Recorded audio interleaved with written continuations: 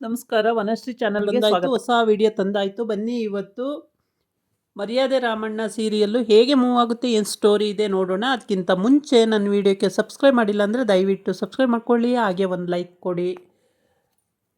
ಜೈನ್ಗೆ ಮಂತ್ರವಾದಿ ಹೇಳಿರ್ತಾನೆ, ಹೋಗ್ಬಿಟ್ಟು ಎಲ್ಲಾದರೂ ಭಿಕ್ಷೆ ಬೇಡಿ ಆ ಭಿಕ್ಷೆಯಲ್ಲಿ ಅನ್ನ ಮಾಡಿ ಊಟ ಮಾಡು, ದೇವಸ್ಥಾನದ ಮುಂದ್ಗಡೆ ಊಟ ಮಾಡು ಅಂತ ಹೇಳಿರ್ತಾನೆ. ಅದಕ್ಕೋಸ್ಕರ ಇವಳು ಇಡೀ ಊರೆಲ್ಲ ತಿರುಗಿದ್ರೂ ಯಾರೂ ಹಾಕಿರಲ್ಲ ಭಿಕ್ಷೆ. ಆದರೆ ಒಂದು ಮನೇಲಿ ಹಾಕ್ತಾರೆ. ಹಾಕಿದಾಗ ಅದನ್ನು ತಂದು ಅವಳು ಅನ್ನ ಮಾಡಿ ದೇವಸ್ಥಾನದ ಹತ್ರ ಬಂದು ಅದನ್ನು ಹಾಕ್ಕೊಂಡು ತಿಂತಾ ಇರ್ತಾಳೆ. ಅದನ್ನು ಜನ ನೋಡ್ತಾ ಇರ್ತಾರೆ. ಏನು ಜಯಮ್ಮ ಹಿಂಗೆ ಅಂತ ಅಂದಿದ್ದಕ್ಕೆ, ನಾನು ಅರಿಕೆ ಮಾಡ್ಕೊಂಡಿದ್ದೆ, ನನ್ನ ಮಗನಿಗೆ ಹುಷಾರಿಲ್ವಲ್ಲ, ಅದಕ್ಕೇ ನಾನು ಹೀಗೆ ಮಾಡ್ಕೊಂಡು ಊಟ ಮಾಡ್ತಾಯಿದ್ದೀನಿ ಅಂತ ಹೇಳ್ತಾಳೆ. ದೇವ್ರು ಒಳ್ಳೇದು ಮಾಡುತ್ತೆ ಅಂತ. ಈ ಕಡೆ ಐಶು ಗಣಪತಿ ಇದು ಹಾಸ್ಪಿಟ್ಲಲ್ಲಿ ಗಣಪತಿ ಇಟ್ಟಿರ್ತಾರಲ್ಲ, ಅಲ್ಲೇ ದೇವ್ರಿಗೆ ಕೈ ಮುಕ್ಕೊಂಡು ಅಳ್ತಾನೆ ಇದ್ದಾಳೆ ಅವಾಗಿಂದನೂ. ಯಾವಾಗ ಅವನಿಗೆ ಏಟಾಯಿತೋ ಆವಾಗಿಂದನೂ ಅಳ್ತಾನೆ ಇದ್ದಾಳೆ. ಏನು ಅಜ್ಜಿ ಎಷ್ಟು ಸಮಾಧಾನ ಮಾಡಿದ್ರೂ ಸರಿಯಾಗಿ ಸಮಾಧಾನ ಆಗ್ತಾ ಇಲ್ಲ, ಅಳ್ತಾನೆ ಇದ್ದಾಳೆ. ಅವ್ರ ಅಮ್ಮಂಗೂ ಫೋನ್ ಮಾಡವ್ರೆ. ಅವ್ರ ಅಮ್ಮ ಇನ್ನೂ ಬಂದಿಲ್ಲ, ಈಗ ಬರ್ತಾಳೆ. ದೇವ್ರನ್ನ ಕೇಳ್ಕೊತಾನೆ ಇದ್ದಾಳೆ. ದೇವರೇ, ನನ್ನ ಗಂಡನಿಗೆ ರಾಮುಗೆ ಹುಷಾರು ಮಾಡಪ್ಪ ದೇವರೇ, ನಂಗೆ ಗೊತ್ತಾಗಲಿಲ್ಲ, ನಾನೇನೋ ಹುಡುಗಾಟ ಮಾಡೋಕ್ಕೋಗಿ ಈ ಥರ ಆಗೋಯ್ತು, ನಾನು ಕ್ಷಮಿಸ್ಬಿಡು ದೇವರೇ, ನನ್ನ ರಾಮನ ಹುಷಾರು ಮಾಡಪ್ಪ ಅಂತ ಕೇಳ್ಕೊತಾನೇ ಇದ್ದಾಳೆ. ಆದರೆ ರಾಮುಗಿನ್ನೂ ಪ್ರಜ್ಞೆ ಬಂದಿಲ್ಲ. ಈ ಕಡೆ ಜಯ ಹೋಗಿ ದೇವಸ್ಥಾನದಲ್ಲಿ ಊಟ ಮಾಡಿ ಪೂಜೆ ಮಾಡಿ ದೇವ್ರ ಹತ್ರ ಕೇಳಿಕೊಂಡು ಬೇಡಿಕೊಂಡು ಹತ್ತು ಕರೆದು ಎಲ್ಲ ಮಾಡ್ತಾಳೆ.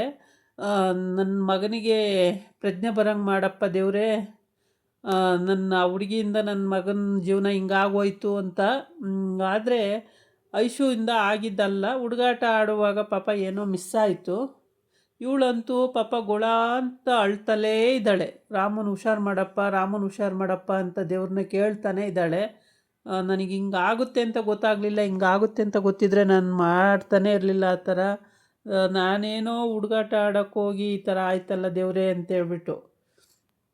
ಈ ಕಡೆ ಜಯ ದೇವಸ್ಥಾನಕ್ಕೆ ಹೋಗಿ, ಶಿವನ ದೇವಸ್ಥಾನಕ್ಕೆ ಹೋಗಿ ಬೇಡಿ ಕಾಡಿ ಎಲ್ಲ ದೇವರನ್ನ ಕೇಳಿಕೊಂಡು, ದೇವರೇ ನನ್ನ ಮಗನಿಗೆ ಒಳ್ಳೇದು ಮಾಡಪ್ಪ, ಇನ್ಯಾವತ್ತೂ ಹಿಂಗಾಗ್ದಂಗೆ ನಾನು ನೋಡ್ಕೊಳ್ತೀನಿ, ನನ್ನ ಮಗನಿಗೆ ಒಳ್ಳೇದು ಮಾಡು ದೇವರೇ ಅಂತ ಕೇಳ್ಕೊಳ್ತಲೇ ಇದ್ದಾಳೆ.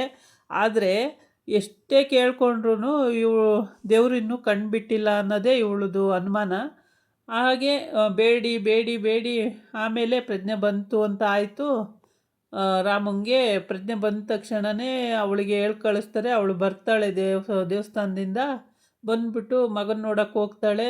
ಮಗನ ನೋಡೋಕ್ಕೆ ಹೋದಾಗ ಮಗ ಪ್ರಜ್ಞೆ ಬಂದಿರುತ್ತೆ. ಸದ್ಯ ಏನೋ ದೇವ್ರು ಒಳ್ಳೇದು ಮಾಡಿಬಿಟ್ನಲ್ಲ ಅಂತ ನೆಮ್ಮದಿ ಪಟ್ಕೊಂಡು, ಅವನು ಪ್ರಜ್ಞೆ ಇಲ್ಲ ಅವಸ್ಥೆಯಲ್ಲಿ ಮನಗಿದ್ದಾಗ ನೋಡಿದ್ದಕ್ಕೂ ಈಗ ಪ್ರಜ್ಞೆ ಬಂದಿರೋದಕ್ಕೂ ಖುಷಿ ಆಗುತ್ತೆ. ಕೈ ಹಿಡ್ಕೊಂಡು, ದೇವ್ರು ಒಳ್ಳೇದು ಮಾಡಿಬಿಟ್ಟ ದೇವರೇ ಪರಮಾತ್ಮ, ಇನ್ನು ಎಷ್ಟೋ ದೇವರಿಗೆ ಬೇಡ್ಕೊಂಡೆ, ಬೇಡದೆ ದೇವರು ಒಳ್ಳೇದು ಮಾಡಿಬಿಟ್ಟ ಅಂತೇಳ್ಬಿಟ್ಟು ಮಗನ ಹತ್ರ ಹೇಳ್ಕೊಂಡು ಅಳ್ತಾ ಇರ್ತಾಳೆ.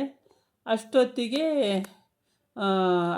ಐಶು ಅಮ್ಮ ಅವರು ಬಂದಿರ್ತಾರೆ, ಆಚೆ ಕಡೆ ಇರ್ತಾರೆ.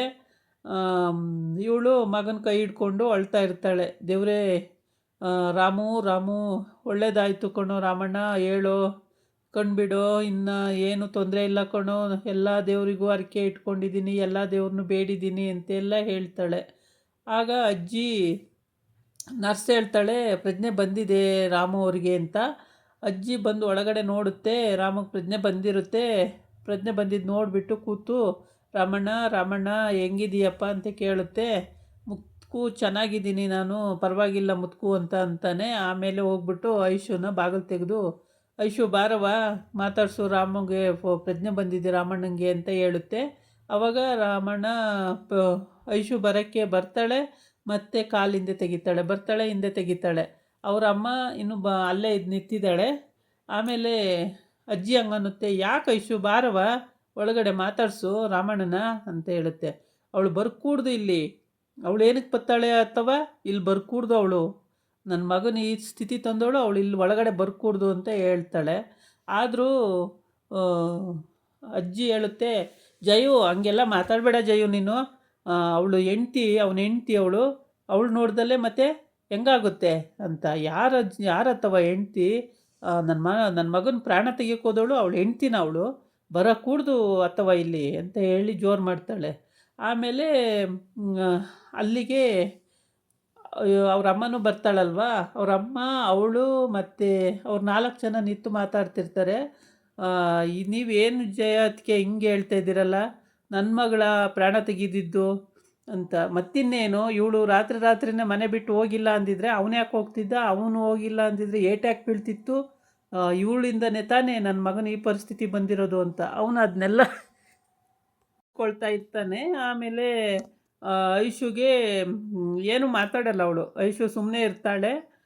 ಅವ್ರ ಅಮ್ಮ ಮಾತ್ರ ಜೋರು ಮಾಡ್ತಿರ್ತಾಳೆ. ನೀವು ತಪ್ಪು ಅದಕ್ಕೆ ಹೇಳ್ತಿರೋದು, ಐಶುದೇನು ತಪ್ಪಿರುತ್ತೆ ಹೇಳಿ, ಅಲ್ಲಿ ಏನೋ ಅಕಸ್ಮಾತಾಗಿ ಆಯಿತು, ಅದಕ್ಕೆ ಐಶುನ ಹೊಣೆ ಮಾಡ್ತಾರೆ ಯಾರಾದರೂ ಅಂತ. ಇವಳು ಈಗಲೇ ಕರ್ಕೊಂಡು ಹೊರಟೋಗ್ಬಿಡಿ, ಇವಳು ಇಲ್ಲಿ ಇರಕೂಡ್ದು, ನಮ್ಮ ಮನೆಯಲ್ಲಿ ಒಂದು ನಿಮಿಷನೂ ಇರಕೂಡ್ದು ಅಂತ ಆಗಿರುತ್ತೆ. ಆಮೇಲೆ ಎಲ್ಲರನ್ನೂ ಪಂಚಾಯತಿ ಕರೀತಾರೆ. ಊರಿನ ಮುಖ್ಯಸ್ಥರು ಪಂಚಾಯತಿ ಬಂದು ಕೂತಿರ್ತಾರೆ, ಎಲ್ಲ ಪಂಚಾಯತಿ ಮಾಡ್ತಾಯಿರ್ತಾರೆ. ಪಂಚಾಯತಿ ಮಾಡ್ತಿದ್ದಾಗ ಜಯ ಹೇಳ್ತಾಳೆ, ಇವಳು ನನ್ನ ಮನೇಲಿ ಇರೋಕ್ಕೂಡ್ದು, ಇವಳಿಂದನೇ ನನ್ನ ಮಗನಿಗೆ ಈ ಸ್ಥಿತಿ ಬಂದಿದ್ದು, ಇವಳು ಹೊರಟೋಗ್ಲಿ ಇವತ್ತೇ, ಬೆಂಗಳೂರು ಅವ್ರ ಅಮ್ಮನ ಜೊತೆ ಹೊರಟೋಗ್ಬಿಡ್ಲಿ, ಇವಳು ನಮ್ಮ ಮನೇಲಿ ಬೇಡವೇ ಬೇಡ ಅಂತಾಳೆ. ಆವಾಗ ಅವಳಿಗೆ ಬೇಡವೇ ಬೇಡ ಅಂದಾಗ ಅವ್ರ ಅಮ್ಮ ಐಶು ಅಮ್ಮ ಹೇಳ್ತಾಳೆ, ಅದು ಹೆಂಗೆ ಅದಕ್ಕೆ ಆಗುತ್ತೆ, ಬೇಡ ಅಂದ್ಬಿಟ್ರೆ, ಮದುವೆ ಆದಮೇಲೆ ಬೇಡ ಅಂದ್ಬಿಟ್ರೆ ಎಲ್ಲೋಗ್ತಾಳೆ ಹೆಣ್ಮಗಳು, ಹಂಗಂದ್ರೆ ಹೆಂಗೆ ಅಂತ. ಆಮೇಲೆ ಅಜ್ಜಿ ಹೇಳುತ್ತೆ, ಜಯು ನೀನು ಹೇಳ್ತಿರೋದು ತಪ್ಪು ಜಯು, ಹಂಗೆ ಹೇಳ್ಬಾರ್ದು, ಎಲ್ಲೋಗ್ತಾಳೆ ಅವಳು ಐಶು, ಗಂಡನ ಮನೇಲೇ ಇರಬೇಕು, ಮತ್ತೆಲ್ಲಿ ಹೋಗೋಕ್ಕಾಗುತ್ತೆ ಅಂತ. ಅಥವಾ ನೀವು ಸುಮ್ಮನಿರಿ, ನೀವು ಮಾತಾಡಬೇಡಿ ಅಂತ ಅವಳು ಹೇಳ್ತಾಳೆ. ಆಯಿತಾ. ಆಮೇಲೆ ಮುಖ್ಯಸ್ಥರು ಹೇಳ್ತಾರೆ, ಅಲ್ಲ ತೀರ್ಮಾನ ಕೊಡೋಕ್ಕೆ ಬಂದಿರೋರು ನಾವಾ, ಅಥವಾ ಸುಮ್ಮನೆ ನಮ್ಮನ್ನೆಂತ ಕರೆಸಿದ್ರಿ, ನೀವೇ ಮಾತಾಡೋದಾದರೆ ನೀವೇ ಮಾತಾಡ್ಕೋಬೇಕಾಗಿತ್ತು, ನನ್ನನ್ನು ಎಂತ ಕರೆಸಿದ್ರಿ ಅಂತ ಕೇಳ್ತಾರೆ.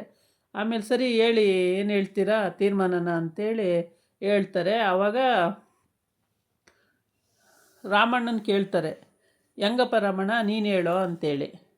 ಅವನು ಹೇಳ್ತಾನೆ, ಐಶು ಅವರು ಏನು ಇಷ್ಟಪಟ್ಟಿದ್ದಾಳೋ ಅದನ್ನೇ ಮಾಡಲಿ, ಅವಳಿಗೆ ಇಲ್ಲಿ ಇರೋಕ್ಕಿಷ್ಟ ಇಲ್ಲ ಅಂದರೆ ಅವಳು ಹೋಗಿ ಅಚೀವ್ ಮಾಡಬೇಕು ಅಂತಿದ್ದಾಳೆ, ಅಲ್ಲೇ ಹೋಗಿ ಅವಳು ಏನು ಓದಿ ಬರೆದು ಏನು ಮಾಡ್ಕೋತಾಳೋ ಮಾಡ್ಕೊಳ್ಳಿ, ಇಲ್ಲಿ ಇಷ್ಟ ಇಲ್ಲದಿದ್ಮೇಲೆ ಇರೋದು ಬೇಡ ಇಲ್ಲಿ ಅಂತ ಹೇಳ್ತಾನೆ.